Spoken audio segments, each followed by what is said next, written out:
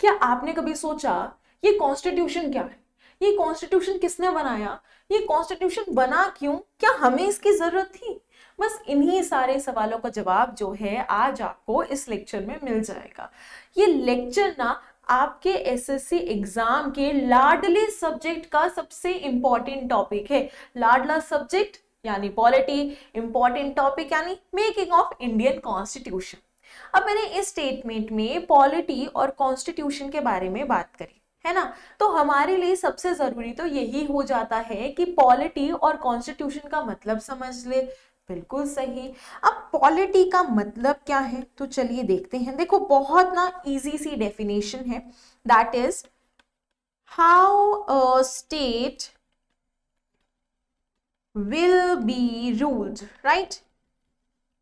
कि एक स्टेट है हमारे पास, उस पर राज जो है किस तरीके से किया जाएगा, और ऐसा राज होना चाहिए ना कि जो प्रजा है वो हमेशा खुश रहे। अंडरस्टूड। अब इस चीज को समझाने के लिए मैं एक एग्जांपल ले लेती हूँ। देखो हम लेंगे स्टेट 1 और स्टेट 2, राइट। स्टेट 1 में स्टेट गवर्नमेंट किसकी है? बीजेपी की है। स्टेट 2 में स्टेट गवर्नमेंट किसकी है? तो वो है भाई आपकी कांग्रेस की। अब जितने भी बच्चे हैं वो कह रहे हैं कि मैम हमने बीजेपी कांग्रेस क्यों लिया, इसकी क्या जरूरत थी? तो अरे भैया हम लोग भारत में रह रहे हैं, है ना, और भारत में है डेमोक्रेसी। डेमोक्रेसी का मतलब कि मैं और आप बिल्कुल फ्री हैं कि हमारा जो भी फेवरेट लीडर है हम उसको क्या कर सकते हैं, वोट कर सकते हैं। और लीडर्स तो भाई किसी भी पार्टी के हो सकते हैं, चाहे वो बीजेपी हो चाहे वो कांग्रेस हो। आज के टाइम पे अगर हम बात करते हैं तो मेजरली जो हाईलाइटेड पार्टीज हैं वो यही 2 हैं, और आपको इजीली समझ भी आ जाएंगे, तो इसलिए हमने ये एग्जांपल लिया है। चलिए अब यहां पे हम क्या करते हैं, स्टेट 1 और स्टेट 2 को ना केस दे देते हैं। कैसा केस? हम चोरी का केस दे देते हैं, सबसे इजी केस है। तो ये क्या है, चोरी का केस आया है। अब जितने भी बच्चे बोल रहे हैं कि मैम इनके पास थोड़ी आएगा चोरी का केस, कोर्ट क्या कर रही है, तो बता रही हूँ, रुक जाओ जरा, क्या बात होगी भाई। तो हुआ क्या कि कोर्ट के पास बहुत सारे केसेस थे, तो उन्होंने कहा ये ना बहुत छोटा सा केस है, ऐसा करो ये तुम निपटा लो, तुम अपने अकॉर्डिंग ऐसा करो, जो ये दोनों गुनहगार है ना अपने अकॉर्डिंग क्या दे दो, इनको पनिशमेंट दे दो। अंडरस्टूड। इट मीन्स 2 स्टेट्स हैं, है ना, और दोनों स्टेट्स के पास सेम केस आया है चोरी का, और दोनों को इन चोरों को क्या देनी है, पनिशमेंट देनी है। तो चलिए देखते हैं कि क्या पनिशमेंट दी गई। अब जब बीजेपी के लीडर्स बैठे तो उन्होंने कहा ऐसा करते हैं, हम ना इस पे फाइन लगा देते हैं और इसको फ्री कर देते हैं। ठीक है, तगड़ा फाइन लगाते हैं और इसको फ्री कर देते कि भाई देखो चलो अगली बार से तुम चोरी मत करना, अच्छी बात नहीं होती है। ठीक है, वहीं अगर मैं बात करती हूँ कांग्रेस लीडर्स ने, तो उन्होंने कैसा करते हैं, इसको जेल भेज देते हैं। अब यहाँ पे हुआ क्या, और दोनों ही चोर गुनहगार है ना, फाइन लगाओ जेल भेजो, पनिशमेंट तो देना जरूरी था। बट जो जेल वाले ना वो चिल्ला दे कि नहीं नहीं मैं नहीं जाऊंगा जेल। क्यों नहीं जाएगा भाई तू जेल? क्योंकि उसने भी चोरी करी, उसको तो फाइन दे के फ्री कर दिया, वो देखो घूम रहा है, मुझे क्यों जेल में बंद कर रहे हो? मेरे साथ तो अन्याय हो रहा है। अन्याय का मतलब डिस्क्रिमिनेशन, राइट। तो उसने शोर मचा दिया कि भाई मेरे साथ अन्याय हो रहा है, या तो दोनों को जेल भेजो या तो दोनों पे क्या लगा दो, फाइन लगा लो। अंडरस्टूड। बस इसी अन्याय, इसी डिस्क्रिमिनेशन को खत्म करने के लिए हमें क्या चाहिए, कुछ set of rules and regulations चाहिए, राइट। कि देखो कोई भी केस आए, ठीक है, कोई भी सिचुएशन आए, इंसान कोई भी हो, रूलिंग पार्टी कोई भी हो, पनिशमेंट जो है वो बराबर ही मिलनी चाहिए, या फिर जो जस्टिस है वो बराबर ही मिलना चाहिए। और इसी कॉन्सेप्ट को लेते हुए किसकी शुरुआत की गई, कॉन्स्टिट्यूशन की बनाने की शुरुआत की गई। ये तो मैंने ना आपको आज का करंट एक क्या दिया, एग्जांपल दिया, just to make a understanding कि हाँ भाई ये पॉलिटी होती है। बट एक्चुअल कॉन्स्टिट्यूशन बना पता है किन रीजंस पे है? ब्रिटिशर्स ने एक टाइम पे हम इंडियंस पे राज किया, किया और उन्होंने हम लोगों के साथ बहुत ज्यादा अन्याय भी किया, बहुत ज्यादा अत्याचार भी किया। अब इसका मैं आपको एक एग्जांपल देना चाहती हूँ, that is your revolt of 1857। अब रिवॉल्ट ऑफ 1857 में अगर मैं बात करती हूं तो ये क्या थे, एक तरीके का युद्ध हुआ था। इसको हम अगर हम हिस्टोरियंस की लैंग्वेज में बात करें तो इसको हम फर्स्ट वॉर ऑफ फ्रीडम भी बोलते हैं या वॉर ऑफ फ्रीडम जो है वो भी बोलते हैं, राइट। चलिए अब हुआ क्या, रिवॉल्ट 1857 में एक ना रीजन था आपका, ठीक है, वो था कि जो आर्मी है उसके अंदर ना टू ग्रुप ऑफ सोल्जर्स है। एक ग्रुप क्या है, ब्रिटिशर्स का है, राइट, दूसरा ग्रुप क्या है, इंडियन सोल्जर्स का है। अब यहां पे बात किसकी की गई थी, भट्टा की बात की गई थी। नाउ व्हाट इज भट्टा, बेसिकली मैं बता देती हूँ। हम लोग किसी भी गवर्नमेंट जॉब में हैं तो जब भी हम टूर पे जाते हैं, जो गवर्नमेंट सर्वेंट्स हैं जब वो टूर पे जाते हैं ना तो उनको अलाउंसेस दिए जाते हैं, उनके ट्रैवल अलाउंस होता है, उनको वहां खाने के पैसे मिलते हैं, उनको रहने के पैसे मिलते हैं, ठीक है। इसी अलाउंस को पुराने टाइम में क्या बोला गया था, भट्टा बोला गया था। अंडरस्टूड। अब हुआ क्या कि ये जो भट्टा है वो ब्रिटिश सोल्जर्स को तो मिलता था बट इंडियन सोल्जर्स को नहीं मिलता था, राइट। तो यहां पे क्या हो गया, डिस्क्रिमिनेशन हो गया, भेदभाव हो गया। बस इन्हीं चीजों को ध्यान में रखते हुए हमारे लीडर्स ने डिसाइड किया कि देखिए अब हम किसका निर्माण करेंगे, कॉन्स्टिट्यूशन, और ये हम श्योर करेंगे कि यार अब जो है देश जब आजाद हो रहा है तो किसी के साथ भी अन्याय जो है नहीं है। इस थॉट प्रोसेस के साथ क्या हुआ, इन सारी चीजों की शुरुआत हुई। अंडरस्टूड। अब इन्हीं सारी चीजों की शुरुआत करने से पहले आपको ना पता होना चाहिए कि ब्रिटिशर्स ने हम पे जो राज किया, ये जो स्टेज है वो कितने सालों के बाद आई, और ब्रिटिशर्स पहली बात तो भारत आए क्यों थे, उनको भारत से चाहिए क्या थी, ये सारी चीजें जो है हम देखते हैं। चलिए, तो ये सारी चीजों की शुरुआत जो है वो 1600 में ही कर दी गई थी। अब हुआ क्या, अगर जिन भी बच्चों ने देखो मॉडर्न हिस्ट्री पढ़ी होगी तो उनको पता होगा कि 1600 वो ईयर था जब क्वीन एलिजाबेथ ने ये ऑफिशियल चार्टर पास किया था कि आज हम क्या करते हैं, आज से हम लोग भारत के साथ ट्रेड करने की शुरुआत करते हैं, राइट। तो 1600 की ना एक छोटी सी कहानी है, मैं आपको समझा देती हूँ और सुना भी देती हूँ। हुआ क्या, ये बात है 1599 31 दिसंबर की। Oh my god, it's new year eve, बस थोड़े ही टाइम में न्यू ईयर आने वाला है, 1600 शुरू होने वाला है। अब देखो न्यू ईयर में आपको पता तो है ही है, जो लोग ड्रिंक करते होंगे प्रोबेबली दे विल रिलेट कि वो नया साल आने वाला है, उसकी खुशी में ना बहुत पी लेते हैं, बहुत ज्यादा पी लेते हैं, ऐसा पूरा ऐसे टल्ली हो जाते हैं, टर्न हो जाते हैं, ठीक है। तो ऐसा ही कुछ हुआ। अब क्वीन ना बहुत ज्यादा क्या थी आपकी, खुश थी, तो उन्होंने कहा कि लाइए आप जितनी भी ड्रिंक्स आज सर्व कर रहे हैं, I will test each and every drink. अब इस टेस्टिंग के चक्कर में क्या हुआ, उन्होंने ज्यादा ड्रिंक कर ली। जब ज्यादा ड्रिंक कर ली तो वो थोड़ा सा नशे में आ गई, और जैसे ही रात के 12 बजे, ठीक है, तो उन्होंने ग्लास उठाया, उन्होंने कहा attention attention ladies and gentleman, ध्यान दीजिए, सबसे पहले तो सबको न्यू ईयर की हार्दिक शुभकामनाएं। पहली लाइन, चलो सबने कहा happy new year, happy new year.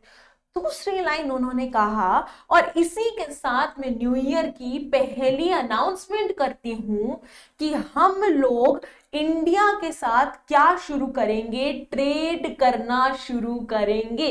यानी क्वीन एलिजाबेथ ने बातों बातों में क्या पास कर दिया, एक तरीके का रॉयल चार्टर पास कर दिया, राइट। और ये रॉयल चार्टर में क्या लिखा था कि हम लोग क्या करेंगे, ट्रेड करेंगे, किसके साथ ट्रेड करेंगे, इंडिया के साथ जो है ट्रेड करेंगे। यानी पहला जो डिसीजन लिया गया इंडिया के रिलेटेड वो कौन से साल में लिया गया, 1600 साल में लिया गया। बट इसका मतलब ये नहीं था कि ये लोग 1600 में ही भारत आ गए, नहीं, इनको भारत आने में लगभग 8 साल का टाइम लग गया। और भारत आता कौन है, तो उछलता उछलता एक कुकर आता है। अब आप कहोगे कुकर, कैसे आया कुकर? बिल्कुल सही, 1608 में कौन आते हैं? कैप्टन हॉकिंस आते हैं। अगर आप लोगों में से कोई भी कुक करता होगा तो उनको पता होगा कि हॉकिंस जो है ना एक यूटेंसिल ब्रांड है, ठीक है। तो ये जो है ना ऐसे उछलते उछलते जो है कहाँ पे आते हैं? आपका जहांगीर के कोर्ट में आते हैं। अब आप कहोगे कि मैम आपने यहाँ पे जहांगीर का कोर्ट ही क्यों बोला? बिकॉज मेडिवल हिस्ट्री के जब आप मुगल एम्परर्स की टाइमलाइन पढ़ेंगे so you will get to know कि 1608 में जो है जहांगीर आपके क्या कर रहे थे? राज कर रहे थे। He was Mughal emperor. इनसे पहले अकबर जो इनके फादर थे उनकी डेथ जो है 1605 में हो गई थी। अगर आपको ये टाइमलाइन पता है तो it will be easy for you to understand this point. Understood? चलो, तो 1608 में सबसे पहला ब्रिटिशर जो है आता है, ठीक है। किसके कोर्ट में आता है? जहांगीर के कोर्ट में आता है। एंड बहुत सक्सेसफुली वो क्या करता है? यहां से एक परमिशन ले लेता है। किसकी परमिशन? कि देखिए हम क्या सेट करेंगे? फैक्ट्री सेट करेंगे, बिकॉज हमें क्या करना है? ट्रेड करना है। तो ध्यान से सुनना, कॉन्सेप्ट शुरू कब हुआ? 1600 में शुरू हुआ, ठीक है। सबसे पहला ब्रिटिशर कब आया भारत में? तो 1608 में आया, राइट। अब आ गए हैं, लेकिन ये जो पकड़ थी ये राज करने के लिए जो इन्होंने रूट स्ट्रॉन्ग की थी, ये इन्होंने कब स्ट्रॉन्ग करी? तो वो थी आपकी 1765 में। Now what is 1765?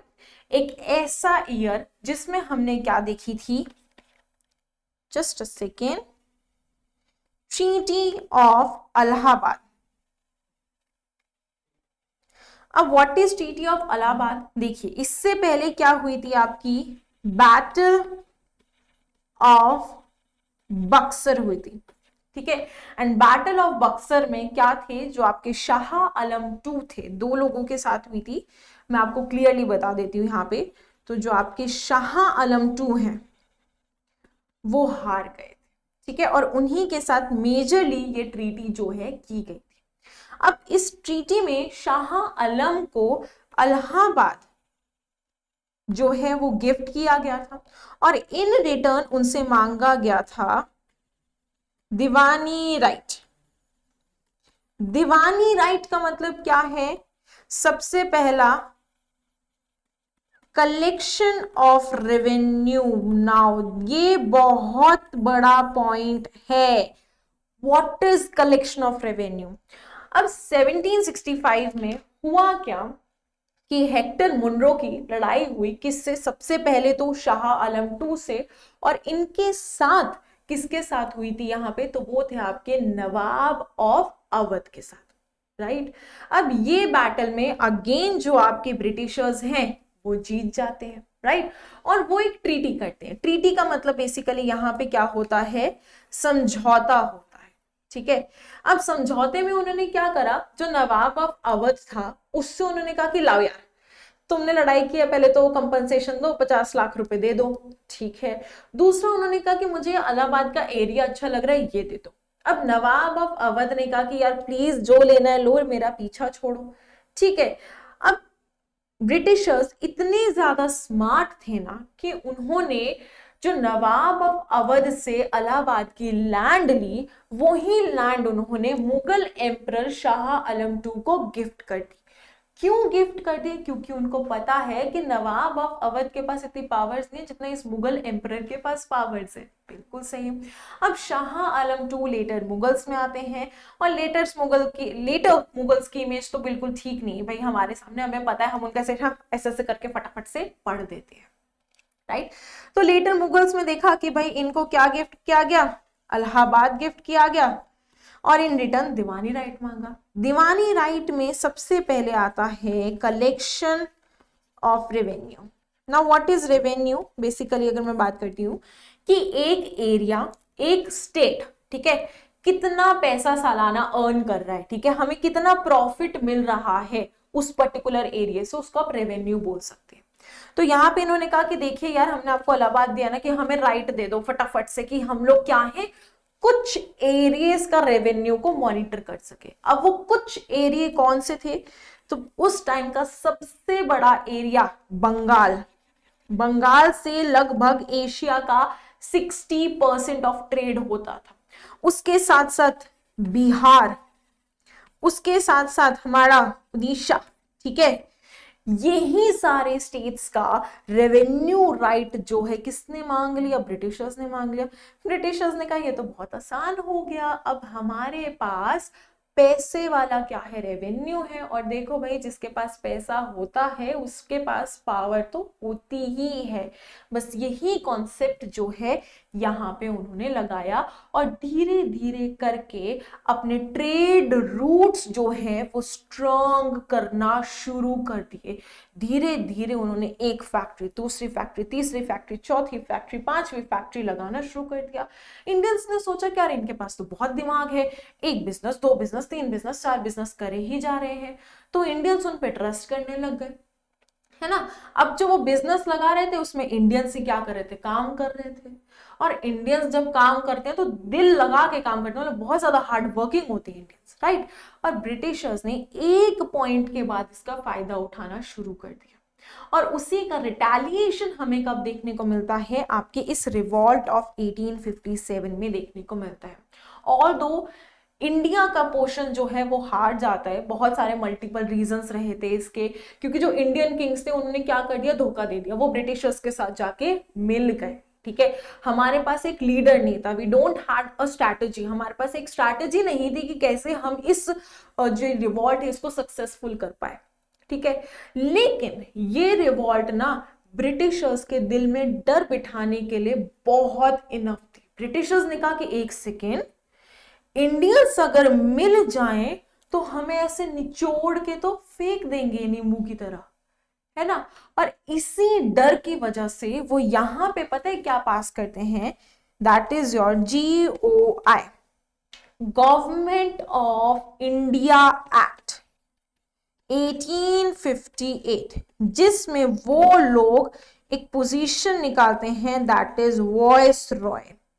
Voice Roy एक ऐसी पोजीशन जो जितनी भी इंपॉर्टेंट डिसीजंस होंगे वो लेगी, ठीक है, अंडरस्टूड। और इसको और आसान भाषा में समझा देती हूं कि इस पर्टिकुलर ईयर से पहले तो जितने भी डिसीजंस थे वो हर एक एरिया अपने अकॉर्डिंग ले रहा था, बट इस पर्टिकुलर ईयर के बाद जितने भी डिसीजंस लिए गए हैं वो सारे ब्रिटिशर्स के द्वारा या फिर जो आपका ब्रिटिश क्राउन है उसके अंडर लिए गए। तो एक बहुत बड़ा जो है स्टेप था उनकी रूट्स को स्ट्रॉन्ग करने का, वो हमें यहाँ पे देखने को मिलता है कि भाई उन्होंने कह दिया अब जो भी यहाँ पे होगा वो मेरी मर्जी से होगा, इस क्राउन की मर्जी से होगा, अंडरस्टूड। और यहां से क्या शुरू हो जाता है? इंडियंस के साथ डिस्क्रिमिनेशन जो है शुरू हो जाता है। और यहीं से जितने भी हमारे फ्रीडम स्ट्रगल में जो भी लीडर्स थे उनके दिमाग में कॉन्सेप्ट आता है कि हम अपने देश को आजाद करेंगे इन ब्रिटिशर्स से और अपना एक संविधान जो है वो भी बनाएंगे, ठीक है, अंडरस्टूड। ये सारी कहानी जो है आपको पता होना चाहिए, बिकॉज इससे बहुत ज्यादा क्वेश्चंस जो है आपसे पूछे जाते हैं। ऑल्दो बेसिक नॉलेज है बट स्टिल आपको पता होनी चाहिए, ठीक है। अब रिवॉल्ट 1857 में हमने देखा कि भाई पॉसिबिलिटी ऑफ डिस्क्रिमिनेशन शुरू हो गई। अब ये जो डिस्क्रिमिनेशन थी इस पे सबसे पहले किसने आवाज उठाई? तो वो थे आपके MN रॉय। ना MN रॉय कौन थे भाई? इनके बारे में जानना बहुत जरूरी है। सो MN रॉय एक ऐसी पर्सनालिटी थी, ठीक है, जो किसके कौन से रेवोल्यूशनरी एक्ट करी थी? एंटी ब्रिटिशर्स, कि भाई ब्रिटिशर्स को निकालो, ब्रिटिशर्स ने जो भी रूल्स बनाए हैं वो सिर्फ भारतीयों पे क्या कर रहे हैं? अत्याचार कर रहे हैं, ठीक है। एक और चीज, MN राव का ना आपसे ओरिजिनल नेम भी एग्जाम में पूछा जा चुका है, तो देखिए वो भी आपको यहाँ पे पता होना चाहिए, ठीक है। ओरिजिनल नेम इनका क्या था? नरेंद्र भट्टाचार्य। अब जो भी स्टूडेंट्स है वो पूछ रहे हैं कि मैम इन्होंने फिर ये एम.एन. रॉय नेम क्यों अडॉप्ट किया था। देखिए ये क्या थे, एंटी ब्रिटिशर रेवोल्यूशनरी जितने भी एक्टिविटीज हो रही थी उनसे एसोसिएटेड थे। तो हुआ क्या कि एक टाइम पे इनके जो एक्टिविटीज थी वो ब्रिटिशर्स की नजरों में आ गई और ब्रिटिशर्स ने कहा कि ढूंढ के लाओ इसको, कहाँ है ये, ढूंढ के लाओ, यही है जो लोगों को भड़का रहा है। ठीक है कि ब्रिटिशर्स ऐसे हैं, ब्रिटिशर्स ऐसे हैं, वैसे पता तो सबको था, भड़का नहीं रहे थे लेकिन उनको सच्चाई बता रहे थे कि तुम लोग देख क्यों नहीं पा रहे हो, ये तुम पे अत्याचार कर रहे हैं। राइट, ये पॉइंट कौन समझा रहे थे, एम.एन. रॉय समझा रहे थे। तो ब्रिटिशर्स ने कहा कि ऐसे कैसे, सब कैसे समझदार बन रहे हैं, इसको पकड़ के लाओ। राइट, तो जब ये पॉइंट आता है कि ब्रिटिशर्स जो है इनको ढूंढ रहे थे तो उस टाइम पे ये क्या हो गए, अंडरग्राउंड हो गए। ठीक है, जब अंडरग्राउंड हो गए, अब देखो ऐसा तो है नहीं जिंदगी भर छुप के रह सकते, तो इन्होंने कहा कि मैं क्या कर लेता हूँ, अपनी पहचान जो है वो ही बदल देता हूँ। और उसी पहचान को बदलने के बाद इन्होंने नाम को अपनाया था, that is your M.N.. Roy. अब यहाँ पे जितने भी लोग हिस्ट्री पढ़ के आए वो कहेंगे कि मैम जो एम.एन. रॉय थे क्या वो एक्सट्रीमिस्ट थे, नहीं वो एक्सट्रीमिस्ट नहीं थे। अब जो बच्चे शुरू से पढ़ रहे हैं, देखो मॉडर्न हिस्ट्री में ना 2 टाइप ऑफ ग्रुप बन गए थे, एक था आपका नरम दल और दूसरा था आपका गरम दल। राइट, गरम दल को हम एक्सट्रीमिस्ट बोलते हैं और नरम दल को हम मॉडरेट्स बोलते हैं। ठीक है, गरम दल क्या थे, देखो ब्रिटिशर्स ने कोई भी रूल बनाया, उन्होंने कहा हाँ हम बात नहीं करें, तलवार निकालो, मुंह तोड़ो इनका और भाई अपनी बात मनवा लो। सो गरम दल थे गुस्से वाले, ठीक है, जो बात नहीं करते थे, जो 2 थपेड़े लगा के अपना काम निकलवा लेते थे।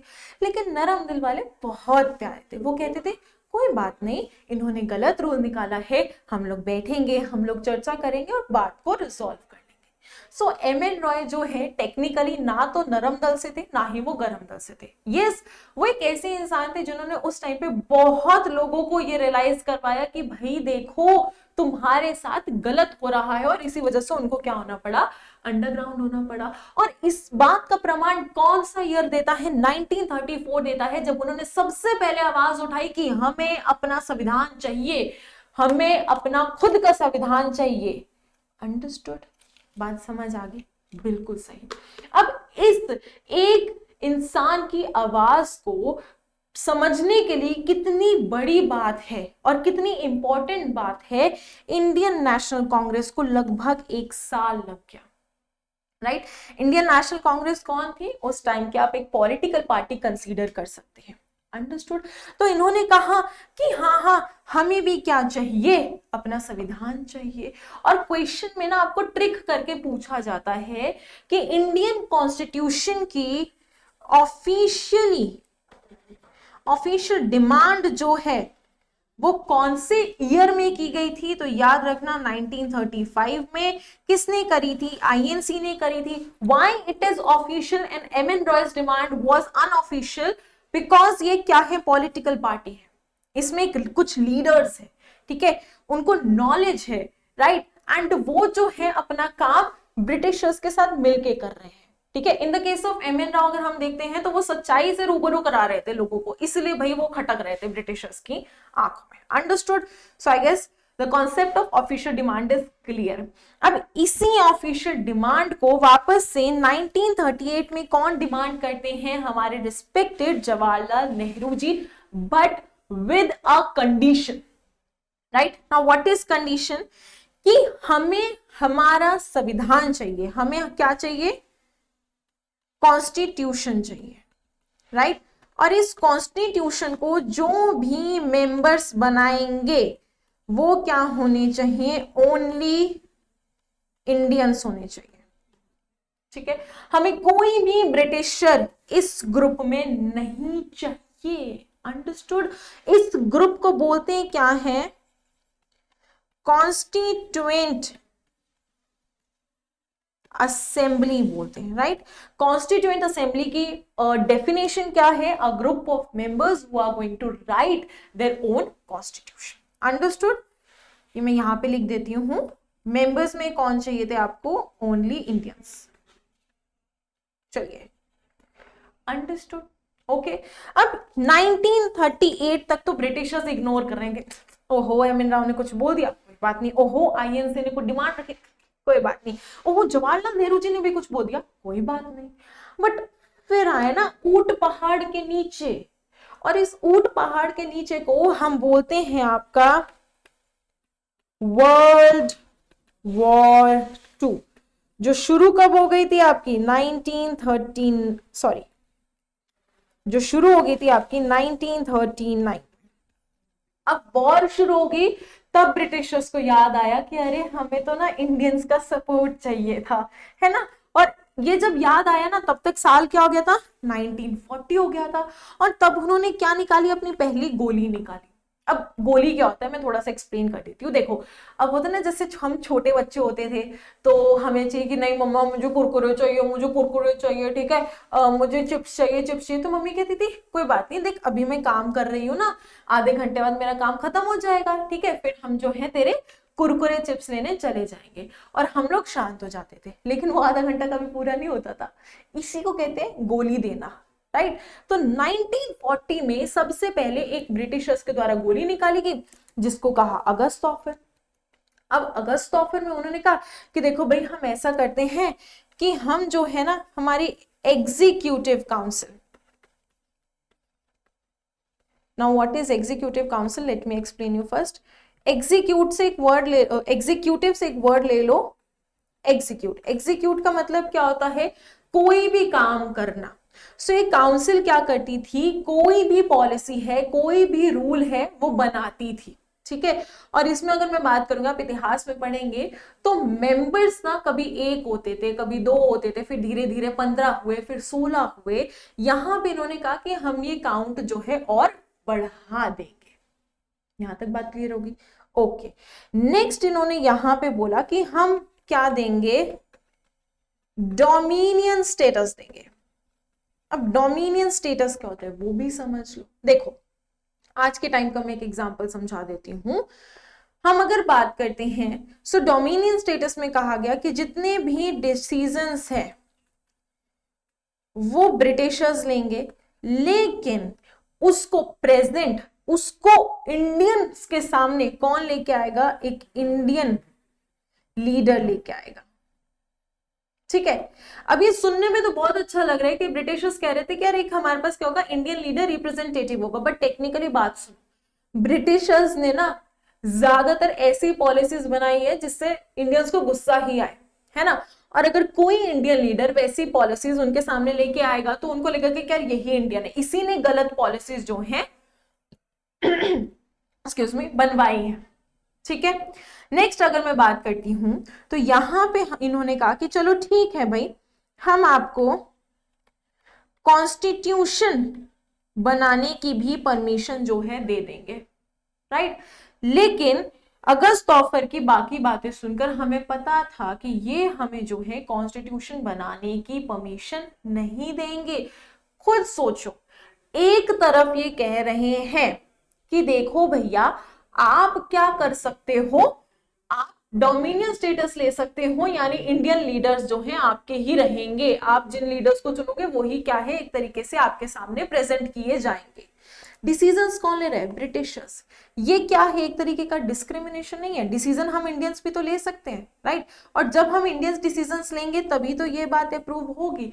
इट मींस ये अगस्त ऑफर क्या है, एक मीठी गोली है जिसको क्या कर दिया गया था, आपका रिजेक्ट कर दिया गया, ठीक है। अब जैसे ही ब्रिटिशर्स को पता लगा ओ माय गॉड ये तो रिजेक्ट हो गया है, अब हम क्या करें, 2 साल बाद उन्होंने और सोफिस्टिकेटेड गोली दी, ठीक है, जिसको हम कहते हैं क्रिप्स मिशन, जो सर स्टैफर्ड क्रिप्स ने प्रेजेंट किया था। कौन से ईयर में, 1942 में। अब क्रिप्स मिशन क्या कहता है कि हम आपको क्या देते हैं, पूरी परमिशन या फिर आप कह लो अथॉरिटी कि आप क्या बना सकते हो, कॉन्स्टिट्यूएंट असेंबली बना सकते हो। नाउ कॉन्स्टिट्यूएंट असेंबली का मतलब क्या है, ग्रुप ऑफ पीपल जो क्या बनाएंगे, आपका कॉन्स्टिट्यूशन बनाएंगे। थोड़ा सा कन्विंसिंग लगा, let me make this more convincing to you. और दूसरा इन्होंने लिखा कि यहां पे हम क्या करेंगे, इलेक्शन की बात की जाएगी इसके मेंबर्स की, कि देखिए भाई जो भी मेंबर इसमें बैठेगा, ठीक है, उसको आपकी ही रजामंदी से चुना जाएगा। ऐसा नहीं होगा कि कोई ऐसे लोग आके इस कॉन्स्टिट्यूट असेंबली में बैठ जाएंगे, ठीक है, कि भाई जो अच्छे डिसीजंस ना ले पाए या जो आपके फेवर में बात नहीं कर पाए। अंडरस्टूड। टेक्निकली ये क्या था, अगेन एक तरीके की गोली थी। अब इसको गोली ना बनाने के लिए यहां पे बात की गई कि जैसे ही ये वर्ल्ड वॉर 2 क्या होगी, एंड होगी, वैसे ही इसका जो है काम, यानी किसका काम, कॉन्स्टिट्यूएंट असेंबली का काम जो है शुरू हो जाएगा। राइट। वर्ल्ड वॉर 2 खत्म कब होती है, 1945 में। और अगर हम बात करते हैं तो कॉन्स्टिट्यूट असेंबली बनी कब थी, 1946 में। यानी ये बात जो है कहीं ना कहीं इंडियन लीडर्स को कन्विंस कर गई और इस चीज को एक्सेप्ट किया गया, वर्ल्ड वॉर 2 को खत्म होने का वेट किया गया, एंड देन हमने अपनी कॉन्स्टिट्यूट असेंबली की स्थापना कर दी। Right. So these were some steps. अगर हम बात करते हैं, आप देखोगे कि कैसे कैसे एक एक स्टेप का बहुत बड़ा रोल था मेकिंग ऑफ इंडियन कॉन्स्टिट्यूशन में। एंड फाइनली यहाँ पे हमने देखा कि चलो ठीक है, अब वो ग्रुप ऑफ मेंबर जो हमारा संविधान लिखेगा उसकी शुरुआत हो चुकी है। राइट। चलिए अब यहां पे अगर हम बात करते हैं तो हमारे पास कैबिनेट मिशन आता है। कैबिनेट मिशन क्या दिया गया, just a second. So cabinet mission क्या है, वो मिशन जिसके अंतर्गत ही क्या बनी, आपकी कॉन्स्टिट्यूएंट असेंबली बनी। राइट। अब इस कॉन्स्टिट्यूएंट असेंबली के अंदर क्या बने थे, आपके 3 मेजर लीडर्स जो हैं बनाए गए थे। ये तीनों ही ब्रिटिशर्स हैं और इसलिए इनको इस ग्रुप में रखा गया ताकि जितने भी जो रूल्स बन रहे हैं वो अच्छी तरह बने, ठीक है, एक परफेक्शन के साथ जो है कंप्लीट किए जाए। अब इसमें सबसे पहले कौन आ जाते हैं, तो वो है हमारे पैथिक लॉरेंस। राइट। नाउ जो पैथिक लॉरेंस है ये कौन थे, आपके सेक्रेटरी ऑफ स्टेट, ठीक है, और इसके साथ साथ ये कौन थे, आपके हेड ऑफ दिस मिशन भी थे। यानी आपसे अगर कभी भी क्वेश्चन पूछा जाए कि कैबिनेट मिशन को या फिर कॉन्स्टिट्यूएंट असेंबली को किसने हेड किया था, तो भाई वो आपके पैथिक लॉरेंस थे जिन्होंने इसको हेड किया था। वहीं पे अगर मैं बात करती हूं स्टैफर्ड क्रिप्स कौन है, जिन्होंने आपका क्या दिया है, क्रिप्स, पीछे अभी आपने देखा होगा तो हमारे पास जो क्रिप्स मिशन आया था वो भी इन्होंने दिया था। एंड इनको कौन सी पोजीशन दी गई थी, तो वो थी आपकी प्रेसिडेंट ऑफ बोर्ड की, ठीक है, कि जितने भी डिसीजंस लिए जाएंगे एक बार उनकी जो साइनिंग अथॉरिटी होगी वो किसके हाथ में होगी, स्टैफर्ड क्रिप्स के बारे में। अब ये एवी अलेक्जेंडर कौन है, देखिए चेहरे से ही थोड़े से क्या लग रहे हैं, स्ट्रिक्ट लग रहे हैं ना, और स्ट्रिक्ट लोग मेजरली कहां पे होते हैं, मिलिट्री में होते हैं। यानी कोई भी मिलिट्री डिसीजन या फिर कोई भी अगर हम बात करते हैं स्ट्रैटेजिक डिसीजन लिया जाएगा तो उसमें किसकी गाइडेंस ली जाएगी, इनकी गाइडेंस ली जाएगी। Understood. So these 3 were the major heads जो आपको देखने को मिलते हैं एंड इन पे क्वेश्चंस बनते हैं। एक और क्वेश्चन प्लीज एडिशनल इंफॉर्मेशन यहाँ पे ऐड कर लीजिए, कभी भी पूछने आ जाए कि जो कैबिनेट मिशन है वो एग्जैक्टली कब शुरू हुआ था, तो वो 6 दिसंबर 1946 में इसकी शुरुआत जो है कर दी गई थी। ठीक है, चलिए आगे चलते हैं। नेक्स्ट अब हम बात करते हैं कि हमें पता लग गया कि हमारे पास क्या है, 3 हेड है। चलो 3 हेड आ गए, हमें पता है कि उसमें से मिलिट्री कौन बताएगा, हमें पता है कि उसमें से प्रेसिडेंट ऑफ बोर्ड कौन है या फिर हेड जो है वो कौन है। तो ये तो ब्रिटिशर्स हो गए, बट टेक्निकली बात क्या की गई थी कि इसके जितने भी मेंबर्स होंगे वो सारे कौन होंगे, इंडियन होंगे। राइट। तो पहले उसके बारे में जरा यहाँ पे बात कर लेते हैं, ठीक है। इस वाले पोर्शन को अभी थोड़ा सा पॉज कर दो, let talk about this member, count of members की।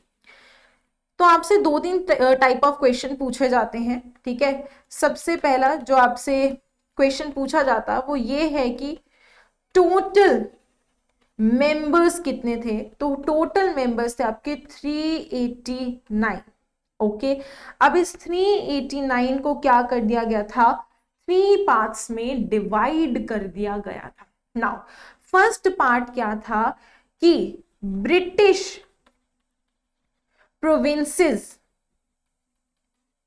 से कितने मेंबर आए, तो वो थे 292। अब ये ब्रिटिश प्रोविंसेस को यहां पे समझ लो। देखो उस टाइम पे भी इंडिया के अंदर क्या थी, कुछ आपकी स्टेट्स थी, है ना, और इन स्टेट्स पे बैठे तो थे आपके रूलर्स, लेकिन उसके डिसीजंस कौन ले रहे थे, ब्रिटिशर्स ले रहे थे। इसी वजह से इन स्टेट्स को क्या बोला गया, ब्रिटिश प्रोविंस बोला गया। ओके, तो जितने भी ऐसी स्टेट्स थे जहां पे ब्रिटिशर्स मेजर डिसीजंस ले रहे थे उनको ब्रिटिश प्रोविंस बोला, और वो टोटल कितने काउंट में थे, 292 थे। टेक्निकली अगर हम बात टेक्निकली अगर हम बात करें तो ये सारे क्या थे, आपके इंडियंस ही थे। तो यहां पे ये वाली जो कंडीशन है वो आपकी सेटिस्फाई होती है। ओके, अब अगर मैं बात करती हूं कि आपका दूसरा जो ग्रुप है वो किस चीज का था, तो यहां पे इसको यहां समझाते हैं। जो सेकेंड ग्रुप था वो था चीफ कमीशन का। अब आप कहोगे कि मैम ये चीफ कमीशंस कौन थी, तो इन ब्रिटिश प्रोविंसेस के अलावा हमारे पास क्या था, 4 ऐसी प्रोविंस थी जो क्या है, थोड़ी सी रॉयल है, ठीक है। अब रॉयल अगर हम बात करते हैं तो इन टर्म्स ऑफ रेवेन्यू भी, इन टर्म्स ऑफ उस पर्टिकुलर एरिया के हिस्ट्री में भी। और वो 4 कौन कौन सी थी, क्वेश्चन पूछा गया है। तो पहली थी दिल्ली, नेक्स्ट आ जाती है आपकी अजमेर, फिर है आपका कौर्ग, और आगे है आपका बलूचिस्तान, ठीक है। सो ये 4 एरियाज ऐसे थे जिनको हमने क्या बोला, चीफ कमीशन का जो है नाम यहां पे दिया गया। अब यहां पे थर्ड पार्ट आता है, तो वो है आपका प्रिंसली स्टेट्स। प्रिंसली स्टेट्स का मतलब क्या होता है, राजा का राज, ठीक है, कि एक राजा है और वो क्या कर रहा है, राज कर रहा है। और अगर मैं थोड़े से और टेक्निकल टर्म्स में बात करूं तो मोनार्की को ही प्रिंसली स्टेट्स कहे गए हैं। और प्रिंसली स्टेट से हमारे पास कितने मेंबर्स आए थे, तो वो थे लगभग आपके 93 मेंबर्स। अब यहाँ पे एक स्टार पॉइंट है जो आपको अपनी नोटबुक में नोट डाउन करना है, और वो स्टार पॉइंट क्या है कि 93 सीट्स जो हैं वो पॉपुलेशन के बेसिस पे दी गई थी। विच मीन्स अगर हम बात करते हैं कि पर 10 लाख इंसान के काउंट पे एक सीट जो है अलॉट की गई। अंडरस्टूड। सो ये क्या है, एक आपके पास रफ चार्ट आ जाता है जो हमें बताता है कि ठीक है, ये सारे वो क्या थे, लोग थे जिन्होंने कॉन्स्टिट्यूट असेंबली में पार्ट लिया, यानी यही वो लोग हैं जो क्या करेंगे, हमारे संविधान को लिखेंगे। बट यहाँ पे एक और कंडीशन अप्लाई होती है कि ये जितने भी मेंबर्स हैं ये सारे क्या हैं, बिफोर पार्टीशन है। बिफोर पार्टीशन यानी जब हम लोग आजाद हुए थे इन 1947, उस टाइम पे इंडिया और पाकिस्तान अलग अलग बट गए थे। अंडरस्टूड। इस टाइम पे इंडिया और पाकिस्तान के मेंबर्स एक साथ हैं, तभी वो काउंट में 389 है। पार्टीशन के बाद ये लोग बट जाएंगे और कुल मेंबर्स हमारे पास लगभग 300 रह जाते हैं, ठीक है। सो ये क्या है आपका before partition.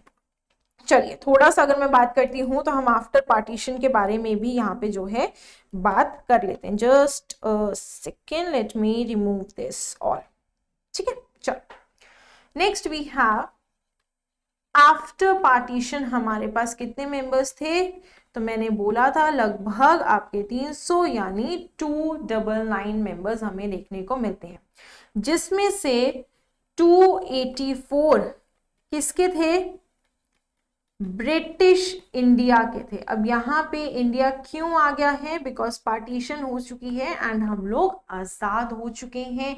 And remaining 15 members जो हैं वो किसके थे, तो वो थे आपके प्रिंसली स्टेट्स के। ठीक है, ये पॉइंट आपको अच्छी तरह याद रखना है क्योंकि बहुत ही ज्यादा इंपॉर्टेंट पॉइंट आ जाता है। अंडरस्टूड। चलिए, आई एम एक्सपेक्टिंग कि ये पॉइंट समझ आ गए होंगे। अब ये वाले क्वेश्चंस मैं आपको एक बार थोड़ा सा एक्सप्लेन कर देती हूँ। Why the numbers are really important for your exam, because कई बार ना एग्जामिनर पूछ लेता है टोटल कितने थे before partition, after partition. So now I am expecting कि आपको ये सारी चीजें ऑलरेडी पता लग चुकी हैं। अगर ऐसा कोई भी क्वेश्चन आएगा ना, यू विल टेक ओके। कुछ एडिशनल पॉइंट्स जो मैं आपको अपने साइड से ऐड करवा देती हूँ। वुमेन कितनी थी इन पूरी कॉन्स्टिट्यूट असेंबली में, अगर मैं बात करूं कितने फीमेल मेंबर्स थी, तो हमारे पास 15 फीमेल जो है मेंबर्स हमें देखने को मिलती थी। This is your additional point that you really need to know, and please अपने नोटबुक में इसको नोट डाउन भी कर लीजिए। इन सारे डिस्कशन के बाद फाइनली भाई हमने अपने हेड देख लिए, हमने देख लिया कितने मेंबर्स हैं, उसके बाद अब हम आ जाते हैं डे ऑफ मीटिंग पे। सो डे 1 हमारा क्या है, तो वो है आपका 9th ऑफ दिसंबर 1946। ये क्या है, पहला दिन है जिस दिन हमने क्या की थी, आपकी शुरुआत करी थी कॉन्स्टिट्यूएंट असेंबली की, या फिर हम ये कहते हैं कि जिस दिन हमने शुरुआत करी हमारे संविधान को लिखने की। अब देखो, जब भी हम बात करते हैं संविधान को लिखने की या फिर कोई भी चीज क्रिएट करने के लिए, तो हमारे पास क्या आती है, नीड आती है। किसकी नीड आती है कि भाई इस पर्टिकुलर मीटिंग को प्रिसाइड कौन करेगा। So this meeting was presided by the oldest member. Yes please इसको याद रखना, the oldest member of constitute assembly, जिनका नाम क्या था, डॉक्टर सचिदानंद सिन्हा। अंडरस्टूड। चलिए ठीक है। अब एक चीज और, जब आप ओल्डेस्ट पढ़ रहे हैं तो प्लीज नोट डाउन कर लीजिएगा कि भाई आपका यंगेस्ट मेंबर कौन थे, ये भी आपसे कई बार पूछ लेते हैं। तो यंगेस्ट मेंबर का नाम क्या था, साजिद था, right. Complete name Sajid Zaheer, जिनकी एज रही थी 38। This is your additional point. So I have already star marked कि ये इंपॉर्टेंट है एंड आपसे पूछा जा सकता है। ठीक है, एंड यहां से अगर हम बात करते हैं तो इन्होंने मीटिंग को प्रिसाइड किया, और अगर मैं बात करती हूं तो इन्होंने फॉर्मली क्या कर दी, मीटिंग की शुरुआत कर दी। अब फॉर्मली मीटिंग में एज सच कोई भी स्ट्रॉन्ग डिसीजन नहीं लिया गया था, ठीक है, बिकॉज उस दिन हमने पहली बार मिले सारे लोग, थोड़ी सी डिस्कशन हुई कि क्या क्या आपके पॉइंट ऑफ व्यूज हैं, क्या क्या आप चाहते हैं कि भाई हमें हमारे संविधान में क्या हो जाए, इंक्लूड हो जाए। और मीटिंग करने के बाद ये लोग इतना थक गए थे कि इन्होंने 2 दिन का क्या ले लिया, ब्रेक ले लिया, और 11 दिसंबर को वापस मिलने की बात करी। अब जब तक 11 दिसंबर आती है तब तक सचिदानंद सिन्हा जी कहते हैं कि भाई ये तो बहुत ज्यादा काम है और मैं थोड़ा ओल्ड हो रहा हूं, मुझसे ये काम नहीं होगा, तो प्लीज आप किसी और को क्या कर दीजिए, प्रिसाइडिंग ऑफिसर बना दीजिए, राइट। तो यहाँ पे नेक्स्ट कौन बनते हैं आपके प्रिसाइडिंग ऑफिसर, तो वो है आपके डॉक्टर राजेंद्र प्रसाद। ठीक है, यही आगे जाके आपके क्या बनेंगे, फर्स्ट प्रेसिडेंट ऑफ इंडिया भी बनेंगे।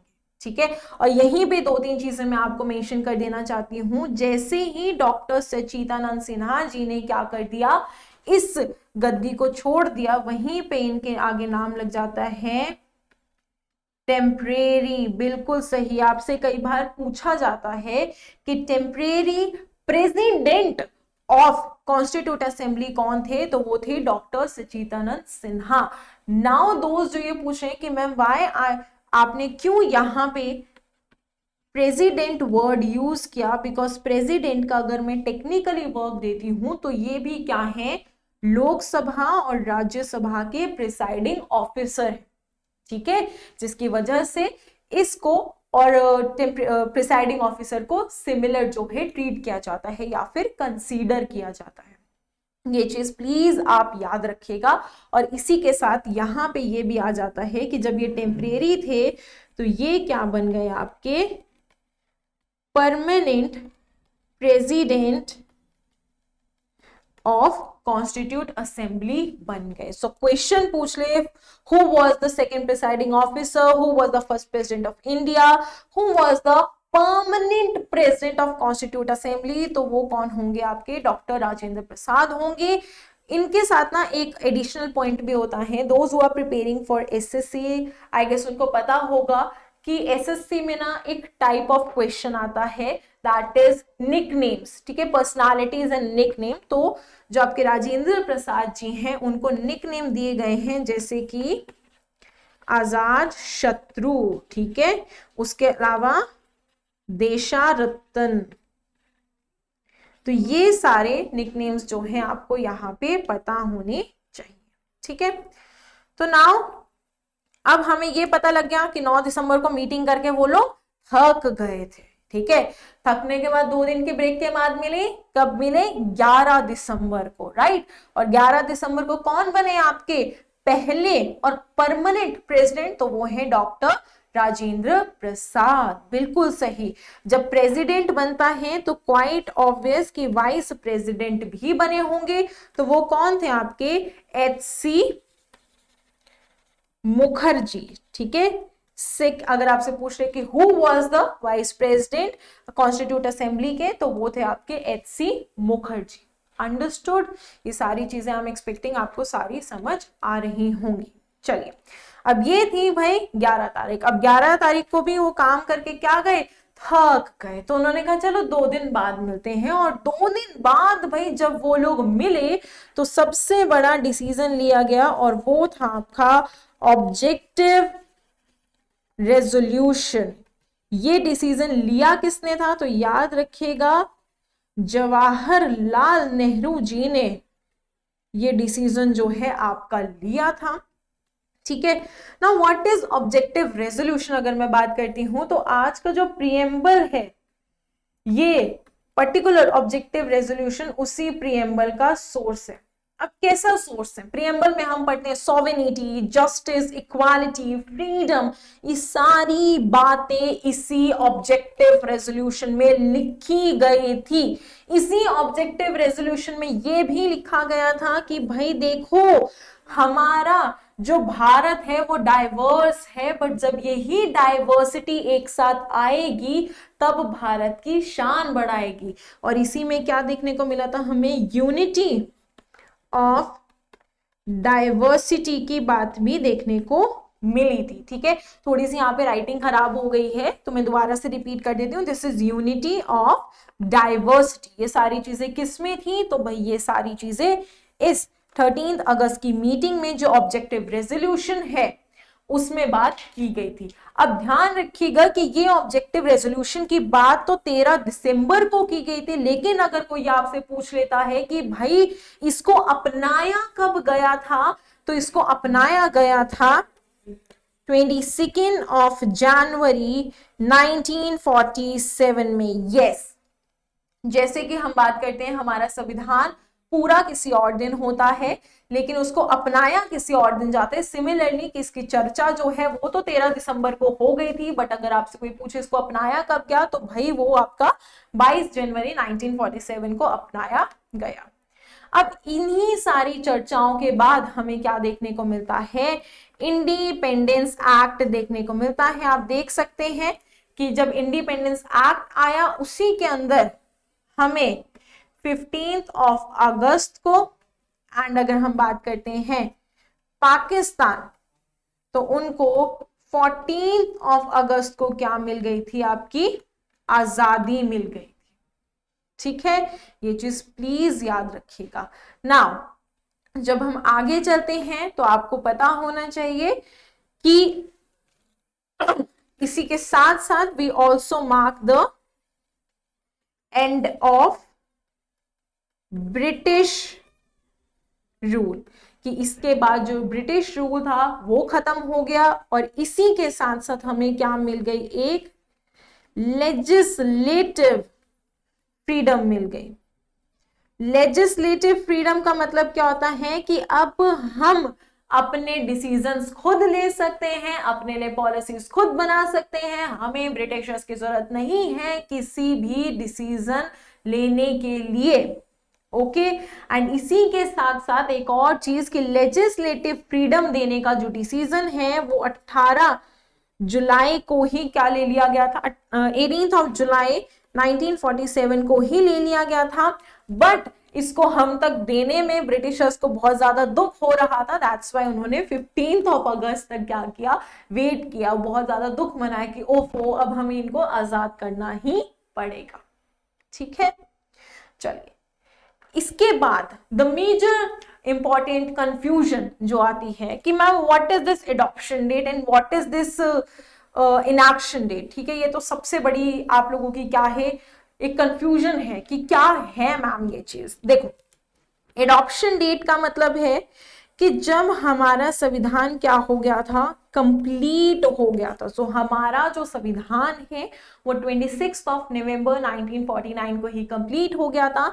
इस दिन को हम लोग क्या सेलिब्रेट करते हैं, आपका कॉन्स्टिट्यूशन डे भी सेलिब्रेट करते हैं एवरी ईयर। ठीक है, बट ये कब से शुरू हुआ था, तो ये आपका 2015 से जो है सेलिब्रेट होना शुरू हो गया था ऑफिशियल, राइट। इसी एडॉप्शन डेट को हम एक और चीज भी बोलते हैं, that is your signing date of our Indian constitution, की हमारा जो इंडियन कॉन्स्टिट्यूशन है उसको साइन कब किया गया, तो भाई वो 26 नवंबर को किया गया था।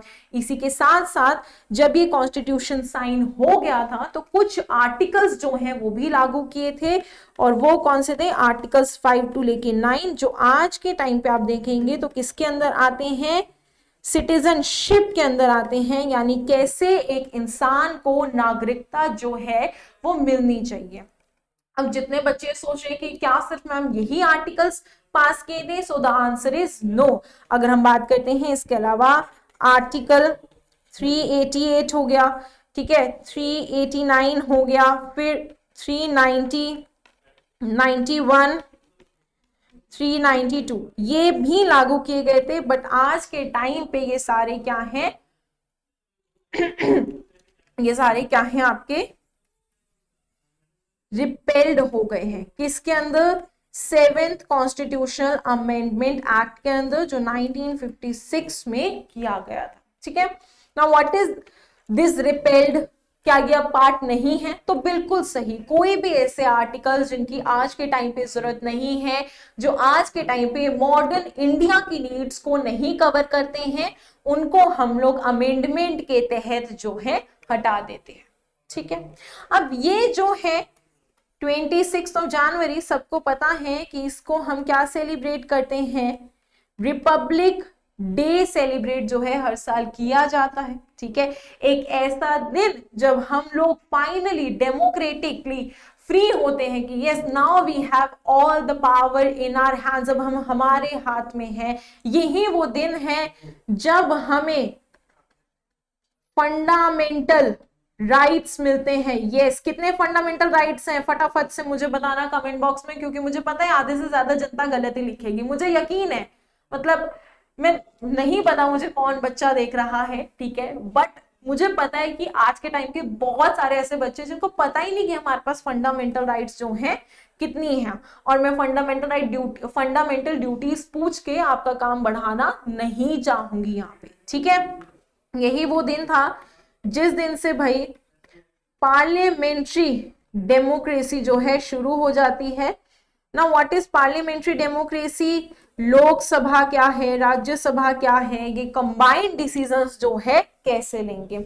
इसी दिन हमें पता चलता है कि भाई हमारे पास सबसे पहले 395 आर्टिकल्स थे, 22 हमारे पास क्या थे, पार्ट्स थे, और हमारे पास शेड्यूल्स कितने थे, तो वो थे आपके 12, सॉरी आज के टाइम पे 12 हैं,